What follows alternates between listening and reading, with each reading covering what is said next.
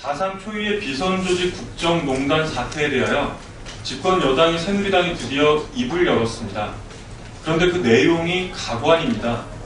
박대출 대변인은 비선 조직의 국정농단이라는 문제의 본질은 전혀 거론조차 하지 않은 채 느닷없이 마우스 게이트가 되어서는 안 된다고 강변했습니다. 그대로 옮겨보겠습니다. 공직자들의 입은 무거워야 한다. 업무상 다뤘던 일에 대해서도 진지하고 책임있는 자세를 보여야 하는 것이 공복의 도리다. 그것도 청와대나 국정 중심권에서 몸담았거나 장관까지 지낸 공직자라면 더 신중해야 할 것이다. 지나가던 소가 웃을 일입니다.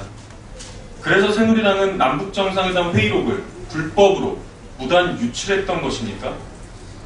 당시 박근혜 후보마저도 국민의 알 권리를 내세워 공식적으로 공개를 종용하고 나섰습니다.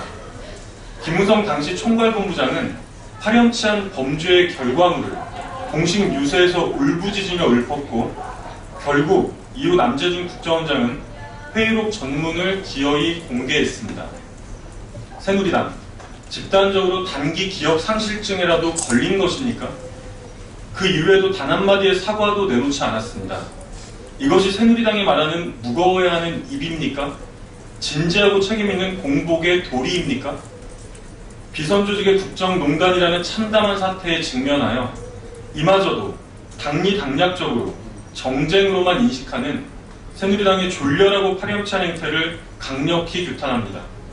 집권 여당으로서의 최소한의 도리와 염치는 있어야 되는 것 아닙니까?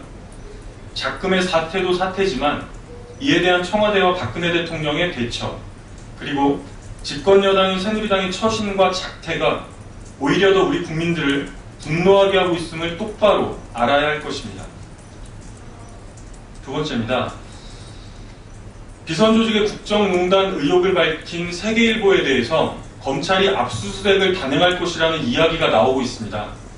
검찰은 부인하고 있으나 세계일보에서는 영장 발부 통보를 받았다고 밝혔습니다. 절대로 있을 수가 없는 일입니다.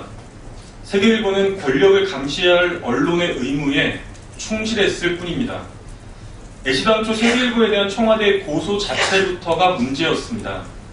청와대도 인정한 공식 문서에 근거하여 합리적인 의심을 제기한 것일 뿐인 보도에 대한 권력의 일방적인 보복이자 졸렬한 폭력 행위입니다. 그런데 이제 언론사에 대한 압수수색이라니 이야말로 언론의 자유를 규정한 우리 헌법에 대한 명백한 도전 행위가 아닙니까? 검찰이 혼자 논의했을 리 만무합니다. 박근혜 대통령과 청와대에 분명한 지시가 없었다면 불가능한 일입니다. 혹여라도 압수수색이 단행된다면 이는 마지노선을 넘는 행위라는 것을 분명히 경고합니다.